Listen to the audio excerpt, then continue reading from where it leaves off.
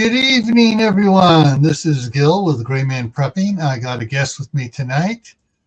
Got Tammy, Rebel Canners.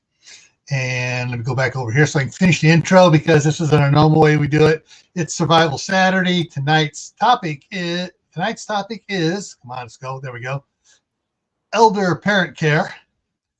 So the reason I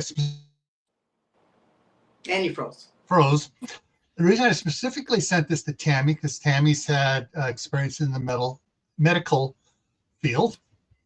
And I know there's someone else in the side chat too that pops in and out. And if you want to come up and not show your face, we can set you up like that so you can do that. And if you want to comment about some of the stuff on dealing with elder parents and stuff and caring for them. But first, let's say hi to everybody. All right, so first one in was Walt. I love his comment because I was talking to Walt yesterday about this. You know, we always take care of our own. We don't. He goes, we didn't know we could get paid for it. Thanks for the offline info. Yeah. And so that's part of what I'm going to be talking about tonight is how if you want to take care of about putting them into a really expensive adult care situation. There's several different of those you can do, depending on whether your parents are doing the just getting started routine with Morgan Freeman and Tommy Lee Jones. Great movie, I loved it. About a retirement home type situation, or whether you are, you can't take care of them, you got to put them into a hospice or whatever it is. We're going to talk about all that tonight. So let's move on. Next one in was Mother's Garden Club, then Phelan Clan Wolf, then Butch Graves from Colorado, Geeky Gardens from Florida, Kaylin Strain from Iowa, Tammy Harder's in the house. Angel's Homestead is on your side there. Seabass is in the house. All right.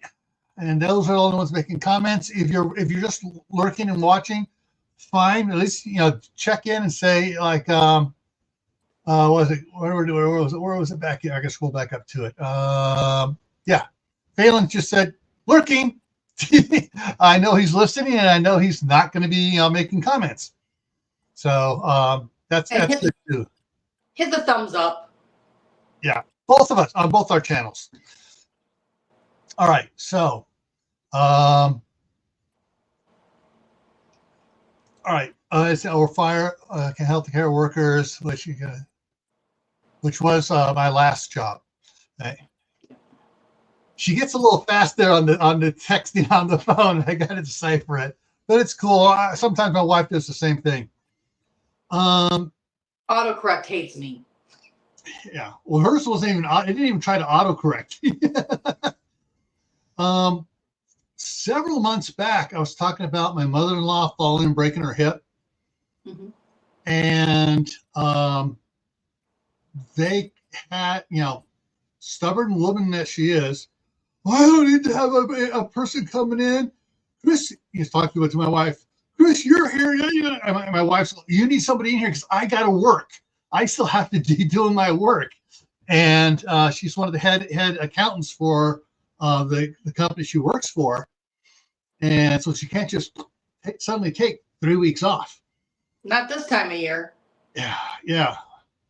And so finally they got some people in and they, they were having, trying to find one that would mesh up with them and stuff. That's a whole nother problem is finding one that'll mesh up with the needs and the personality of parents, or in my case, in-laws. I'm just kidding. Oh, Kaylin had mostly elderly, but had some younger disabled clients as well, too. Yeah. And some of the stuff we're going to talk about will work towards younger as well here once we get on certain things. So let me bring up the slides again. Okay. First question you got to ask yourself, should you consider being an elderly caregiver for a family member? I know with my grandmother, since she was my mom and dad were still living on the property with my grandmother. They took they did some of the care with her for a while till she got so bad that they couldn't do it, and they put her in a home, and a full care facility. And 6 weeks later, they knew the doctor said she ain't gonna be around much longer, so they put her in there. She was gone there. They didn't have to deal with a lot of the problems and stuff at the end. But when my dad got cancer the following year, he started out with lung cancer. They zapped that. Then it came back in his brain. They zapped that. He went back to work. And then several months later, it showed up in his kidneys. And that was it. Yeah. And so, but between my brother, who had by this point had torn down my grandmother's old house, built a new house on the front part of the property. So he was living there with his wife. My wife and I, we were 4 blocks away. So there was somebody always around to help my mom out. And there were times like when I was driving the fuel truck, she would call the office down there and say, "Hey, I hate to do this. Is Gil in the area? His dad just fell out of the bed. I can't pick him up to get him back into the bed." And the boss would call me would call me and say, "Let's go to the side channel." And because we had multiple channels on the company radio, he goes, "Hey, you need to get home. Your dad needs your help." Great boss. Yeah. Yeah. They don't make bosses like that anymore. Yeah. All right. So should you consider being an elderly health caregiver? There is a silver lining to being one, and that's part of what we're going to start out with tonight. Okay, so there's ways you can get paid as a family caregiver. Medicaid programs have with consumer direction, and we'll talk a little bit about that. If your family member you're looking after has VA benefits, you can get some payment from there as well. There are also long-term insurance policies. If your parents happen to have that already, then that'll help it. Sometimes just funds from regular life insurance, and we're going to talk about variants on that as well. And then there are personal care agreements with other ones about it to get a little bit of money on that. The big one is the Consumer Directed Personal Assistant Program. Now this link here is down below in the description of mine. I sent the links to Tammy. I forgot to send it to her earlier. She'll add it to her description of her on her side as soon as we're done here. After the live stream, I'll put after the live stream. And I'm going to try, and I'm going to have to change something up here real quick. So I got to stop sharing. I got to let's see. Close that. All right.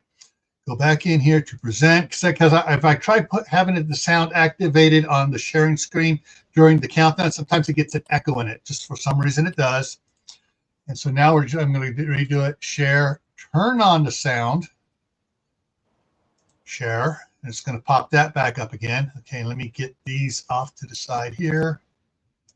So out of my view there. And okay, this guy here has I have several of his videos saved on different things. Hopefully the sound is loud enough for you all to hear it. Little Known Prepper, welcome. Howie, Food Forest Permaculture. Howie. All right, so let's see what he says. It's a short one here, so hopefully it works. I forgot to do the volume. Living home, do this instead. Hey, just quit my job. Why'd you do that? Don't you have bills to pay? Oh, no worries. I'm gonna get paid taking care of my elderly parents. Who's paying for that? The government. Oh, How much are you going to be making? $72,000 a year. What? Explain. So you know how the average cost of assisted living homes is like $60,000 a year? That's expensive. Yep, and I guess the government also thinks it's expensive because they came up with another option. It's called the Consumer Directed Personal Assistance Program, CDPAP. That's weird. Maybe just CDPAP. How does it work? It allows my dad to hire a caregiver of his choice. So you can just hire a family member? Yup. Now, the pay does vary. New York pays a lot, $72,000 a year, but the average around the country is closer to $42,000 a year. How did you even know this? I just follow John for all of the daily finance tips. Don't put that into an expense. Okay. So let's switch this back. Go ahead and drop that down. So that's this first reel here. And that intrigued me, and I started looking around at several other ones. I found several different ones on it. And one of the other ones that shows up some good stuff is another program called the Home and Community-Based Services under 1915C, and we're going to listen to that one here. So let me bring that back up, and we will switch to the second tab here. Okay. People have figured out how to get paid for the time they spend taking care of their aging parents. And since I'm Vivian, your BFF, and your favorite Wall Street girly, I'm going to let you in on the secret on how you can get paid to do this too. First up, HCBS 1915C waivers. These specific Medicaid waivers basically allow states to pay for care and support services for people residing outside of nursing homes. And a lot of them have an option called consumer direction. Basically, the person getting the care can pick where they get that care from, and they can choose to receive care from a family member. So in most cases, the adult child is paid the Medicaid approved hourly rate for home care. It's usually somewhere between $9 to $19.25 an hour. Option 2, long-term care insurance. Some LTC insurance policies let you use the benefits to pay your kid to care for you. Typically, these policies require care providers to be licensed, which seems kind of daunting, but are actually quite simple to register with the local authorities, especially if you've previously worked in the medical field. I hope this info helps you care for an aging parent, and let me know what questions you have and follow for more money tips. Rich people have... Okay, so all right, and that's also like I said, both the links to both those are down below in my description. Tammy will be adding it to hers after we're done here. But Daniel Berry Sports Highlights just came in.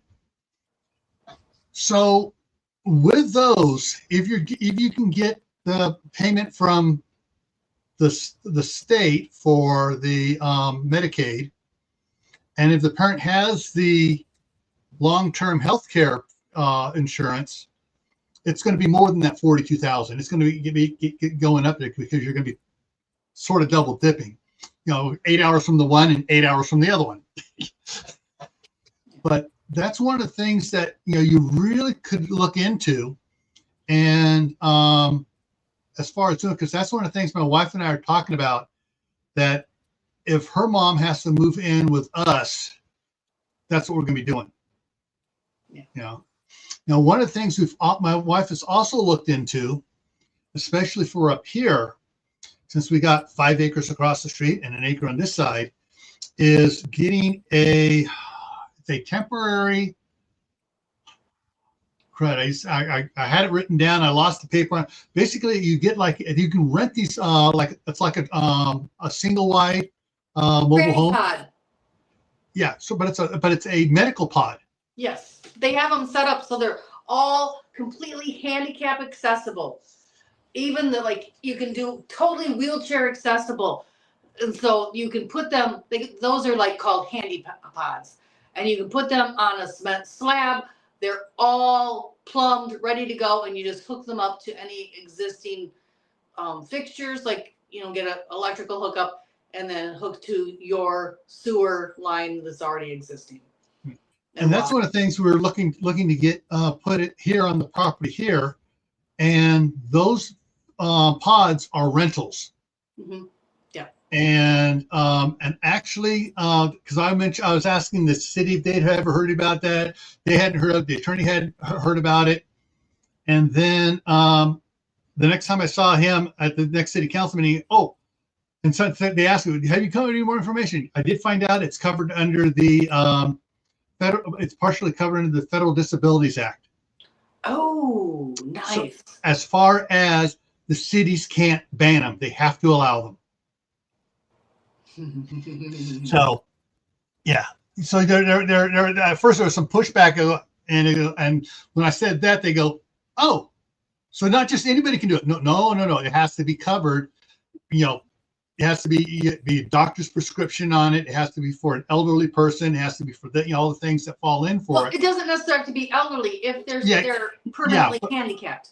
Yeah, permanently handicapped. But I was looking at because I was looking at elderly, and I told them I was looking at so it has to be covered under certain things, and that's what it works on. So if you don't want your parent living with you, but you have a large enough property to plop one of these things down on, that's another thing to do, because basically that eliminates a big chunk of facility costs or taking care of them in their home, the taxes and stuff. Okay, there's so much information I want to get out here. I may get it all done in time, I may not. One of the things you can do is what my parents did. They set up a living trust. And they actually set up a irrevocable living trust, so they can't go in and change the property that was put into the living trust. I mean, they couldn't go in and change stuff. But the only thing they could do, they could change who was going to be the executor of the trust. And for a while, my sister was it until she moved down to Texas, and then since my after they got the one property got sold off and stuff, and my mom, we put up did a granny unit on our place. My mom was staying there, and all of a sudden, my mom was getting along better with my wife than she was her own daughter. I'm sorry, it just makes me so. I got a great wife. I just absolutely love her to death. Chris is amazing. Yeah. And so she changed it up, and she made Chris and I the executors, because Chris had gone and I started explaining all sorts of financial stuff. So she goes, "You're in charge. Gil's your backup." So those are things you can look into doing. What we're going to do, give you an example, what we're going to do with my mother-in-law, when it comes time where she needs to, she can no longer take care of herself in the house, and we got to set up one of these. They're going to, my wife's going to take care of the transfer, the quick deed transfer to a land trust for the home property, a irrevocable trust for the banking account that because my mother-in-law is getting a pension from her late husband. She's getting the Social Security. She's getting all these other things into that, and then her life insurance policy, the irrevocable trust, not the land trust, the irrevocable trust will be made the beneficiary instead of one of the kids. That way, it winds up being a tax-free payout of it. And so that's one of the things we're looking to do there. And then from the monies from the sale of the house, when she decides to sell it, she has to move somewhere else. That will pay for the med pod here. And when she comes up here, Chris is going to be retiring from her company, selling the house in California, putting the funds from it into a irrevocable trust for us. And she'll be coming up here and everything anyways. So, but yeah, trusts are one of the great things for protecting assets when dealing with an aging parent and a deceased parent, so that you don't lose everything in probate and everything else. You get it where everything, it doesn't belong to them anymore. It beforehand, it belongs to the trust. It doesn't belong to you. It belongs to the trust. The trust is the beneficiary, but you have control over how the trust pays stuff out. And there are some really great guys out there doing informational on it. Edward, I can't think of his name right now. He has some great ones. He usually brings up these other guys' videos on it, and he goes, yes, this is Edward verified. I get it. This is the way, and he goes through and explains, yes, it's this, and then he'll go, but there's a lot more to it than just the simpleness they say. There's certain nuances you have to do, certain steps you have to follow. And he recommends you get an attorney in your area that deals with trusts, LLCs, and S corps to work with them. And he goes, if you don't have one in your area that you can work with, then contact me. The guy's being totally transparent. Go to your local first. So Diana too just came in. So one of the things to MB Heritage just came in on your side. Hi guys. And so one of the things when you're figuring this out, there's listening to these guys talk about it, especially with the trusts and stuff. There's another thing. Hang on, I got to take this down on the side over here so I can bring up, so I can look at it, a document here, so I can give the right stuff for you. There's a thing called a indexed universal insurance policy, or a IUL, which is a tax-free life insurance policy that you can access the funds to at any time. Some of them, it's interest-free. If you pull money out to work with it and put it back in, basically you're borrowing against your insurance policy, and you put the money back in. It's interest-free, tax-free. Some of them have a pros. If you borrow against it, you have to pay 3% interest, but it goes back into the 3% interest goes into your amount. So basically, it's like you're paying it as into a savings thing, but generally most of those earn 7 to 8% annually. So if you pull money out, you're still gaining the interest on that money you pulled out above what you got to put back in. So you do different things with it. People do all sorts of different things. We're talking about leveraging the insurance policy to be able to develop a side hustle business. Set up where you need to get some 3D printers or whatever else, and you get a business going, and then you pay it back from the business. And that way the business is paying the loan back. So it's still tax-free money going in, and it's deducted off your whatever business you set up. But if you have one of those, you can leverage the money against that to pay for some of the expenses of taking care of that elderly parent, especially the policy if the policy is on them. So yeah, it lowers the death payout, but you get to use that money beforehand to take care of them and give them a better quality of life in the meantime. Let's see. Well, one of the things that they talk about doing is setting up, like if you set up a family trust, and you get life insurance policies on everybody, your parents, you, your kids, your grandkids. The irrevocable trust is the beneficiary for all of these insurance policies. That's what the Rockefellers did, and how that they used these to increase their money exponentially and to basically create a generational wealth bank of their own. And so that's one of the things you can do. If you get this, then you can use that to borrow money on that to take care of the elder care, even if you don't have enough of an insurance policy or long-term policy for the elder care. And some of these investment people are saying that the index universal life plan is better than a long-term health care plan, because the long-term health care plans don't cover as much as you can get on a simple IUL policy. Now, interesting things, if you haven't heard of these IUL policies, the federal government has banned the insurance companies from advertising them, and they're not even allowed to suggest them unless you ask them about it, because it's all tax free.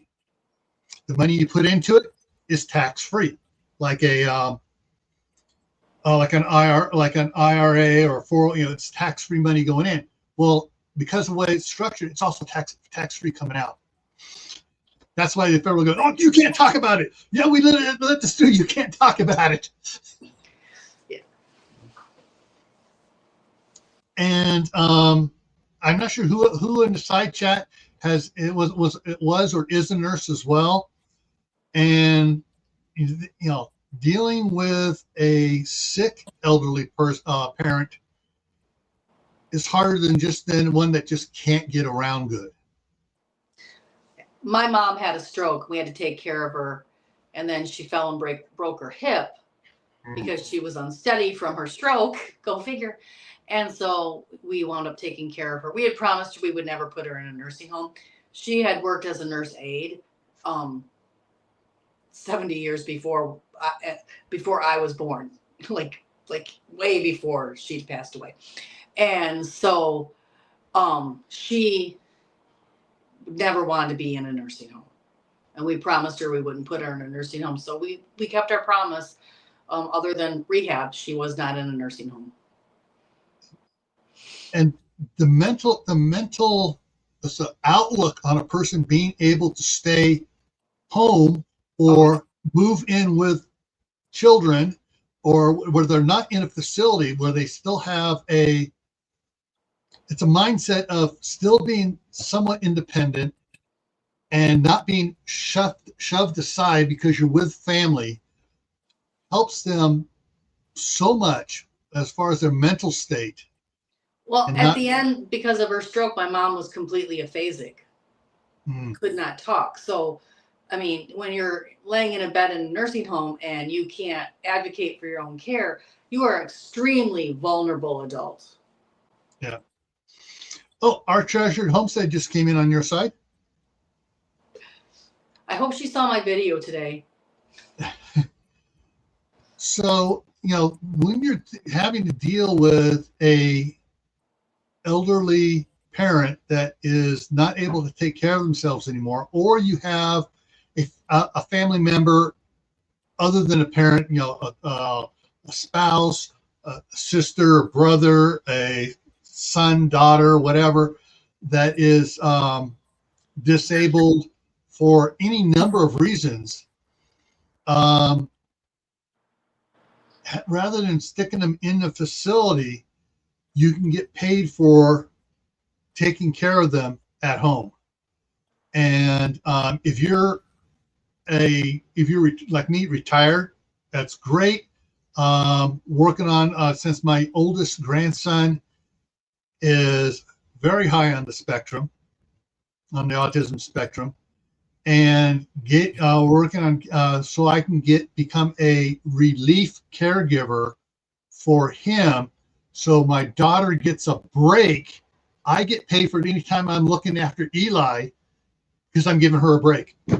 Now, back to the granny pod and handy pods.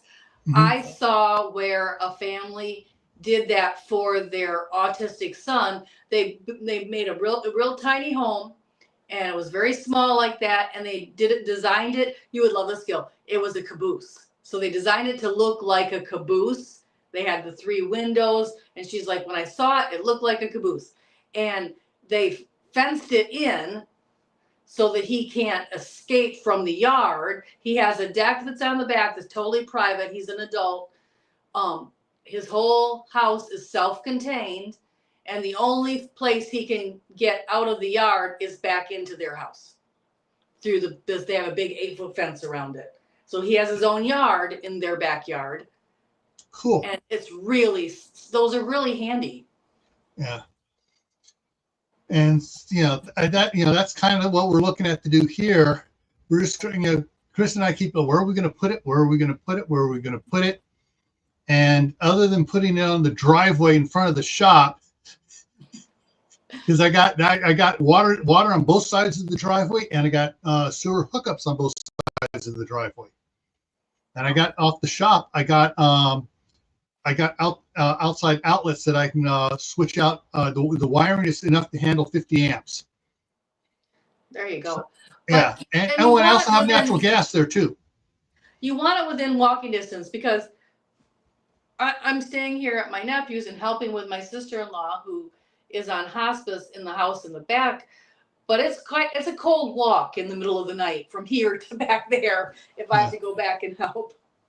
One of the things we're thinking about is on the west side of the house, where I've started expanding the garden area out that way too. If we need to, we'll just level that out, and because basically, if we set it up right, it'll be come out of her house right under the back patio cover. There you go. Yeah. And they make the ones that have like the collapsible walls that they just fold up. Yeah, I've seen those.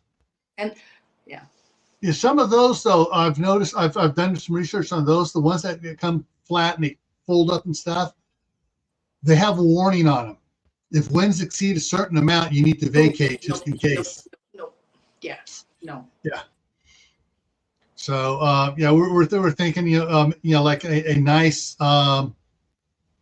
14-foot wide by 45 long or whatever, 1 bedroom, 1 bath, kitchenette, living room thing, just put it in right there, and then we're hooked up for her for a nice good way.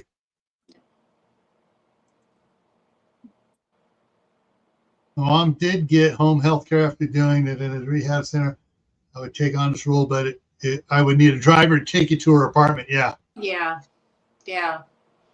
And here in Michigan, we have a thing too called the Commission on Aging. I don't know if that's an institution that's in other states, but every county here in Michigan has what they call the Commission on Aging. They provide access to like Meals on Wheels, where they bring in meals every day or as needed, for elderly that don't have family that can take them meals. And they also provide the respite care. So they also hook you up with those community services that will provide respite care. So, but you do have to, some services you have to get a Medicare waiver for. Yeah. And with the way this house is set up here, froze again. If needed, it'd be easy for me to put a handicap accessible wheelchair ramp in the back, where even if she's not in a wheelchair, she can use a walker if she needs to use a walker to get up and into our house if she needs to come into our house. But most of the time it's going to be the cell phone going, Chris, can you come out here? Yeah. Oh yeah. Or intercom. Why? It's so much simpler for a phone, for the phones now, cell phones now, than it is to wire an intercom. Plus, of course, the thing is though that neither my wife or her mom have thought about yet is the fact that at times Megan will be coming over here, leaving the boys in here with us, and she'll go out there with her. Yeah. So we have multiple people to go out there and help her. But and of course then there will be times where the grandkids want to go out there, and especially she has a kitty that's going with her now and everywhere, and so they love it because the cat was found here, and when she was visiting up here. I remember the story. Yeah, and so they got a cat. We got a cat carrier for her to go on the plane. It was just barely legal to go on the plane because it was so young, and so that's her companion right now, is that cat. That's nice. And that's very important to keep them with their companion animals and things, because that provides a lot of emotional support for them. And a lot of times around here, we'll see where someone is being separated from their long-term animal companion, and it's really sad. I wish I could help them. Yeah. Oh, perfect. Yeah. And we got Yes. We have a Alzheimer's wing on a local nursing home, and they have designed the backyard like an English garden, and it has a 12-foot fence, but it's beautiful and very see-through. Like it's the wrought iron posts, but they don't have the crossbars where they can climb it. They're like, Mhm. I don't know how to describe it. And you can see through it. They can go in and out. There's no alarm on that door. They can go in and out. And there's benches, and it's got light posts. So even at night, there's a light for them, and they have the freedom to go outside. But the fence is so high, and it's not climbable, and it looks like you would see in England around somebody's fancy old estate. It's beautiful. Yeah. President's question.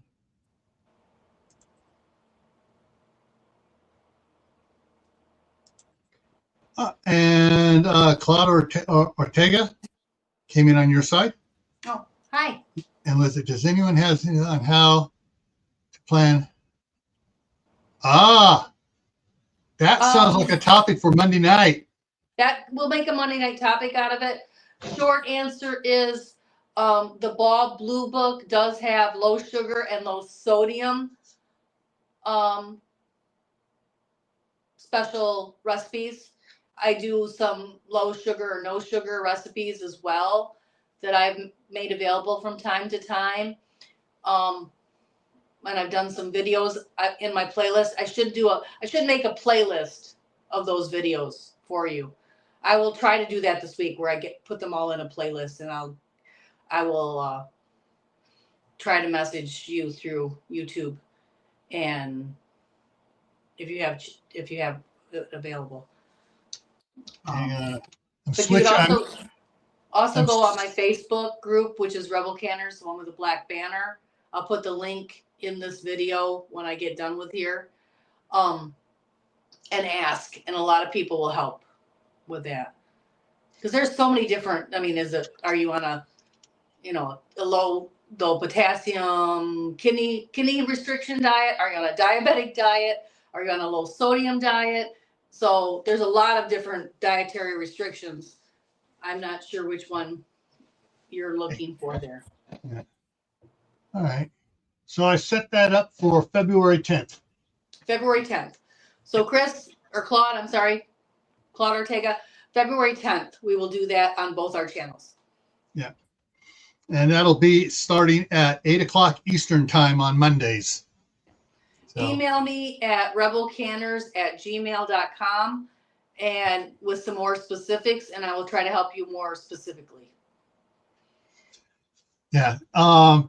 That thank you, Claude, for bringing that up, because that's something that, in all. And you froze. Anna froze. All the things we've been doing for the last year and 3 months now on canning and stuff, that was one we hadn't considered. And I'm ashamed. Ashamed. It's a great idea. We should have planned it to go along with this one. So I went to that first aid and advanced CPR and wilderness first aid for people who are taking groups of children into the wilderness, hiking and away from civilization. And one of the things they pointed out that I had never thought about, and the clock is ticking, I'm getting to that age. Anybody over 60 should have baby aspirin, 81 milligram aspirin, in their medicine cabinet. Because what is the number 2, 3 killer in the United States of adults? Poisonous food. Heart attacks. Caused by poisonous food. Myocardial infarction, cardiac arrest. Obviously, by the time you get to cardiac arrest, the aspirin's not going to be doing you much good until they bring you back. But everybody, so if you call 911 because you're having symptoms, they're going to tell you to take a baby aspirin. You should have it available in your cabinet. Aspirin, unfortunately, is one of those things that does expire. You should not take it past the expiration date. So don't go out and buy 12 bottles of baby aspirin unless you're taking it pretty heavy under the direction of your doctor. But you should have You know, you can buy those little small packets from the gas station that just have a couple in it. Yeah. You know, and have some available. And I had never thought about that. And I've been in this healthcare field for longer than I'm going to say to incriminate my age. I'm looking something up here for you on this.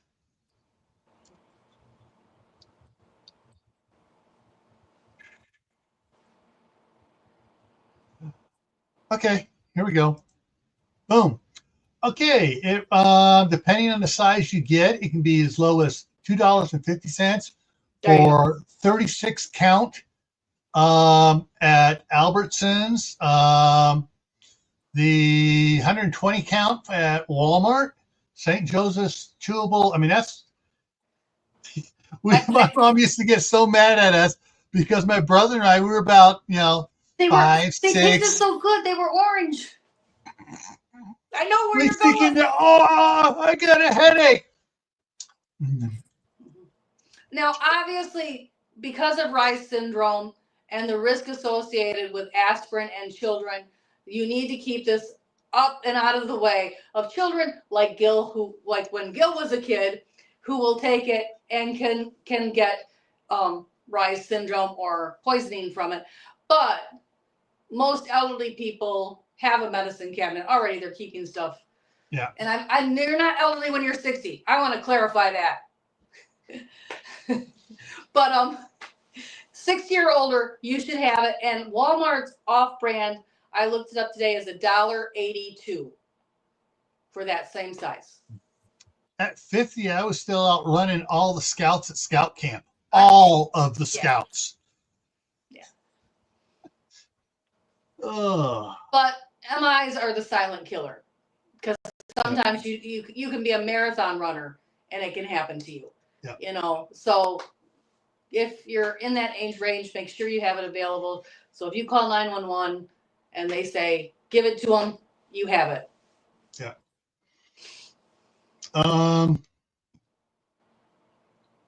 Yeah, so we covered that.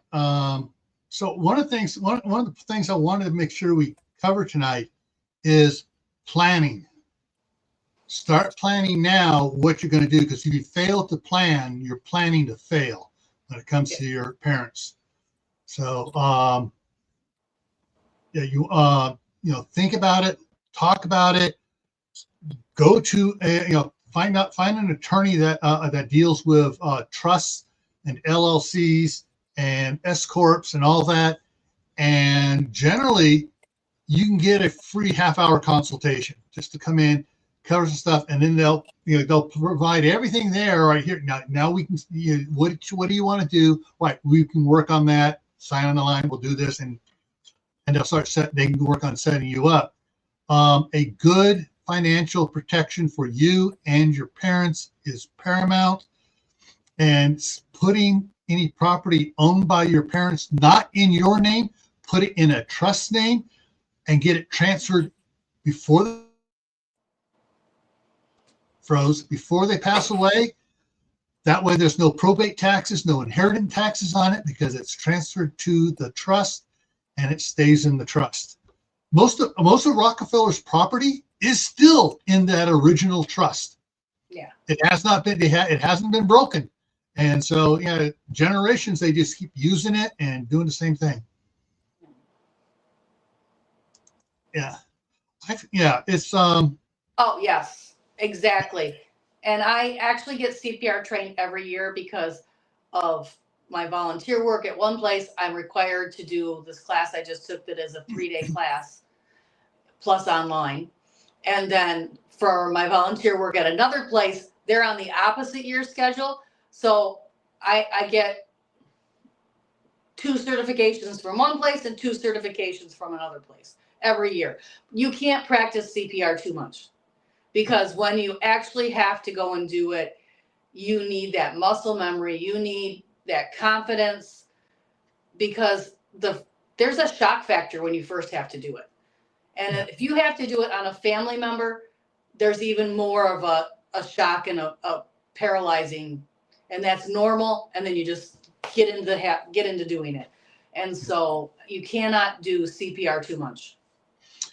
And most of the classes I took, they were teaching it to a certain song, a Yes. Bee Gees song. Staying alive, staying alive. Staying alive, do, do, do, do, staying Well, alive. yeah, and now they have the CPR dummies that tell you exactly how far you're pushing down, and if you're within the 100 to 120 for an adult beats per minute, and it goes right to an app that you load onto your phone, and you can actually see it.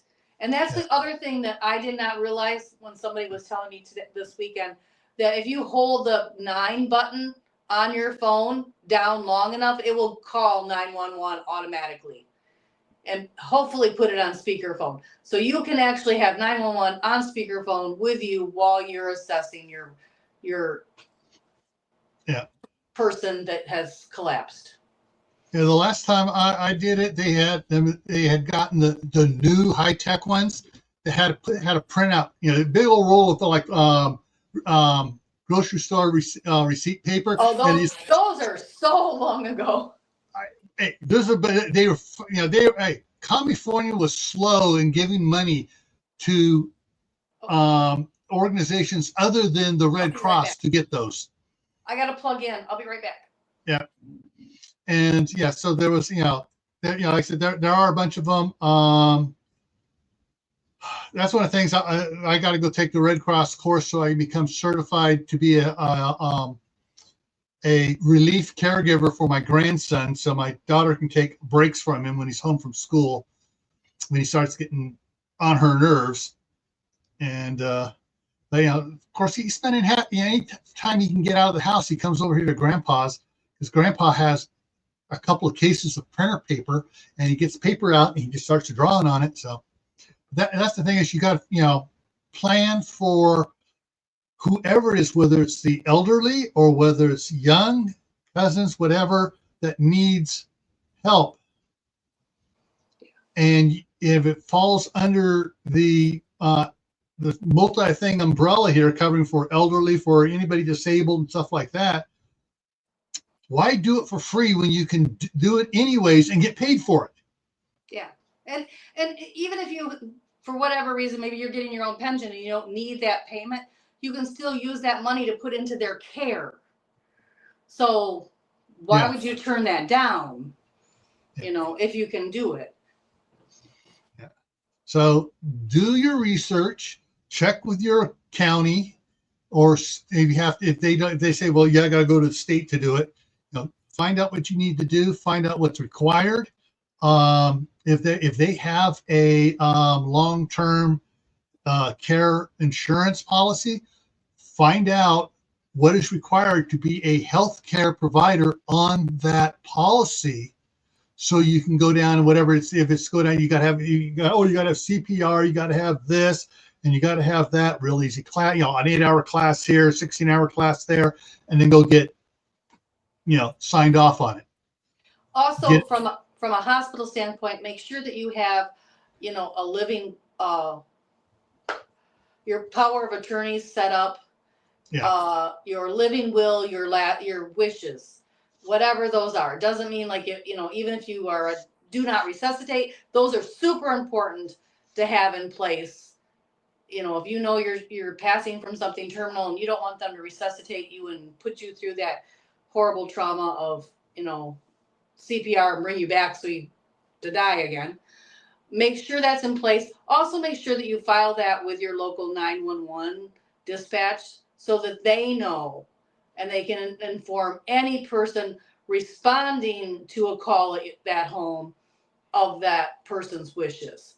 So that, if your loved one is living alone, they know they don't, and they honor the person's wishes. They can't honor it if it's not on file with the local agencies. Right. And that's where places like Commission on Aging should help. This is a perfect example of getting something set up so you have everybody certified, and that way you can do it in shifts and everybody gets paid. Yeah. Well, I have the day shift, I have the swing shift, I have the graveyard shift, and that way And Yeah. this came into play too.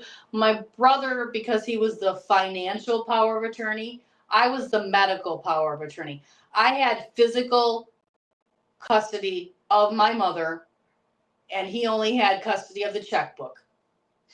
And so when it came down to making her medical decisions, because I had a medical history, she wanted me to do those. And we couldn't agree. Well, I have because of the medical power of attorney, the papers were filled through the hospital. I had the last say on her medical. He just had to write the checks, and he wasn't happy about that. So especially if there's where you're not going to be in total agreement, make sure you understand how those paperworks work, those set up. I always wondered about this. So if they're in surgery and they, slip, they need to keep on, I guess Yes depending and on no. the state. I can Depending on answer the this state. one. Yes and no.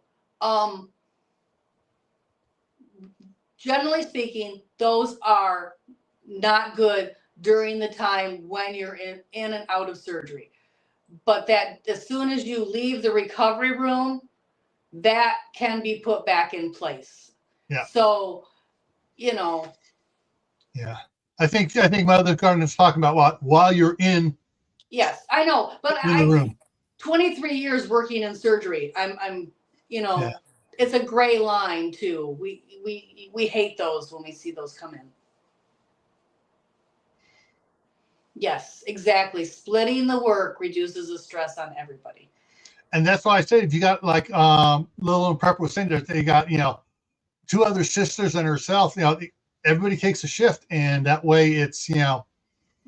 Nothing may happen on your shift. You just may be sitting there, doing other things, doing your side hustle, knitting or sewing or whatever with them.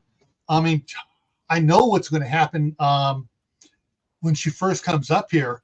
She's going to have Chris move all her sewing stuff out into her pod in the living room so they can work together sewing and quilting. I know that's going to happen.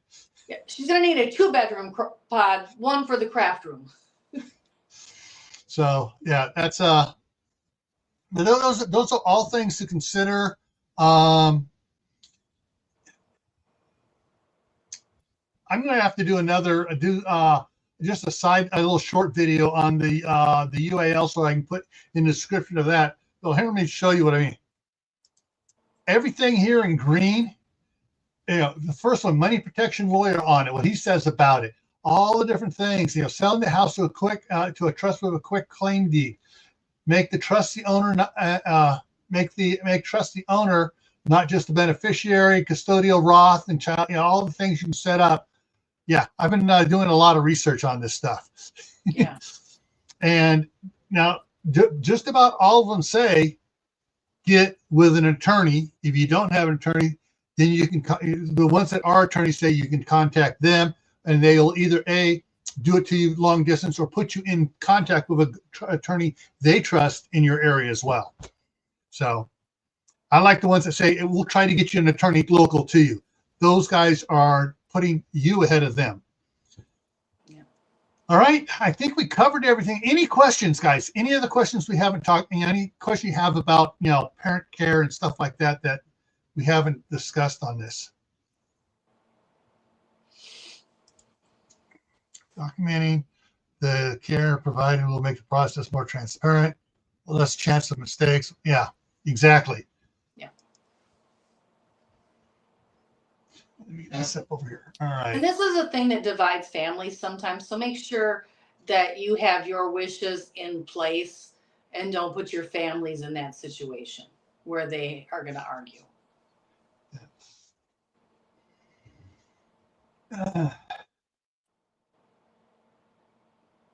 Okay, doesn't look any more questions coming up. All right, so coming up here Monday on my other channel, Camp Pet and Family Compound, Tammy, I'll be joined by Mark at Chef Tech, and the topic for Monday night is preserving ingredients.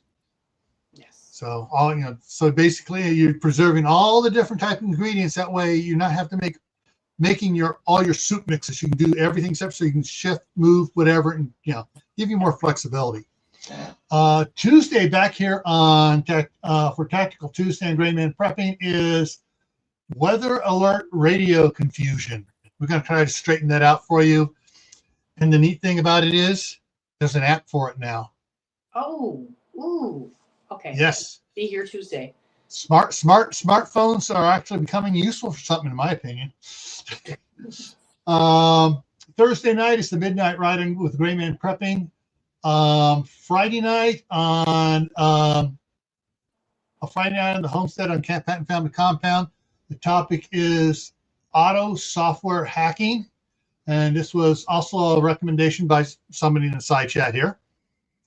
And then next Saturday is when I'm going to have to be dancing around.